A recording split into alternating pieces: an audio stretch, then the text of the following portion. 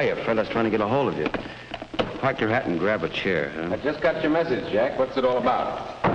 Oh, I got this story to do. Thought you might be the person that could help me most. Well, listen to one of these letters to the editor. The story here, Fred, but I'm afraid it's not a very good one. I'm not at all sure it's the kind of story our readers would like. Listen to this. Dear editor, usually I agree with your editorials, but your call for civil defense volunteers was nonsense. If this city is attacked, my plans are made and they don't include waiting around to get killed. I'm going to take my family to a place in the country where we'll be safe. I think I'm as patriotic as the next guy, but I'd be pretty dumb to remain in this city when those bombs start falling. Name doesn't matter. Take to the Hills, huh? Another member of the Take to the Hills fraternity. Seems to be quite a few of them. Yes, I'm afraid there are. And the worst of it is that most of them are intelligent people. Good citizens, if you like. But they've made up their minds without thinking. They're letting fear push them. It's pushing them into something pretty close to treason. Thank God most people don't feel that way. But enough of them do to make it a serious problem.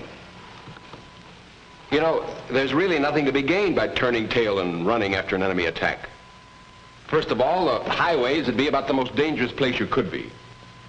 And second, mass evacuation of cities just doesn't work. Most people don't know that for the reason that they've never thought much about it.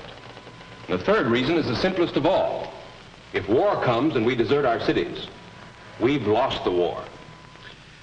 If only we could help these letter writers see it that way. We must make them realize there must be no taking to the hills. Their own experiences could help them realize it. For instance, it's easy to imagine what would happen if most of the people in town took to the highways all at once. All you have to do is look at some of our Sunday traffic jams. Unless people know better, an enemy attack would cause 100 times this many people to jam the roads. Add to that the desperate fear and panic that it'd be pushing the mob, and mister, you've got a catastrophe on your hands. The civil defense people are just being realistic and not planning mass evacuations. The roads have to be kept open for rescue and for firefighting equipment.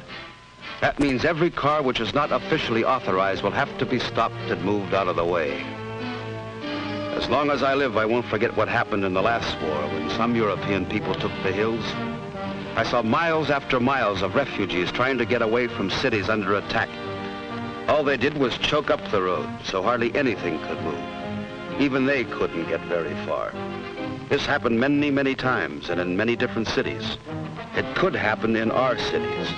If this were tomorrow instead of yesterday, if this were our town and you or someone you loved were trapped inside of it, waiting frantically for help, that help would never come. The ambulances, rescue trucks, vehicles carrying supplies and equipment would be stopped cold in their tracks. They could never get through to help the injured, put out fires, bring plasma, bandages, and thousands of other things vitally needed in an enemy attack. Just as the roads must be kept clear, so must the depots, terminals, and airports. Every available kind of transportation will be needed for emergency work. We know that mass evacuation can never be permitted if only for one reason, an all-important one. The fact that every able-bodied person is needed in the city before as well as after an attack. Putting out fires, for example, will require help from everyone. We must realize that in modern warfare, city dwellers find themselves right in the front lines. After an attack, our first responsibility will be to keep our heads and get back to our jobs. For each of us has a job to do. And no matter what happens, the people of a city must be fed, clothed, supplied with electricity and heat. The city must be kept alive, and it will take everything the city has to do it. You know, Fred, actually staying in the city to help after an atomic attack is not nearly as dangerous as a lot of people think. The danger of, well, lingering radiation is not really very serious.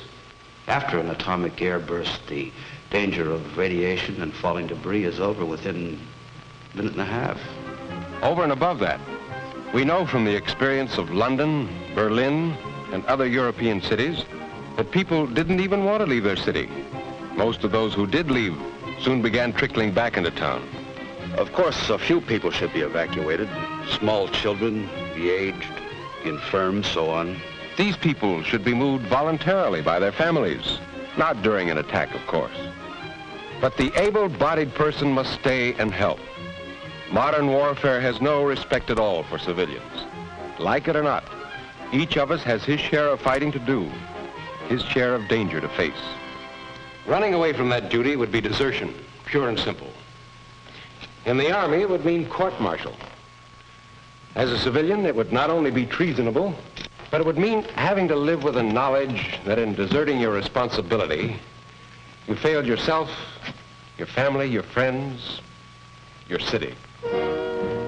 Deserting our cities would be handing the enemy a victory far greater and less costly to them than they could ever achieve through bomb damage alone. Their very idea in attacking our cities would be to destroy our will to fight. The enemy knows that a city deserted by its people is a city robbed of its power to resist, of its power to produce. The enemy knows, as we do, that in an American city of today, each of us depends on all the others. That directly or indirectly, each of our jobs depends on all the jobs of the others. Our biggest job will be to continue putting out equipment and fighting gear our nation depends on.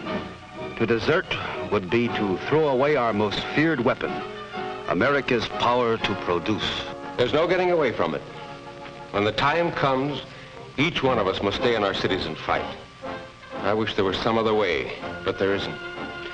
Yes, there are some pretty grim prospects ahead of us. The hell of an enemy attack can come smashing out of the sky at any time. And every last one of us will have to be ready to face what happens then. There'll be plenty of suffering, plenty of misery, broken homes, death. Dangers that used to belong only to soldiers, but we've got to be able to take it and come back fighting. Everything we hope for, everything we believe in, everything America has fought for will depend on us and what we do. You know, a lot of people behind the Iron Curtain are wondering whether we can take it if we're attacked. They're carefully measuring our courage, our capacity to fight, our capacity for sacrifice. They think they have the answers.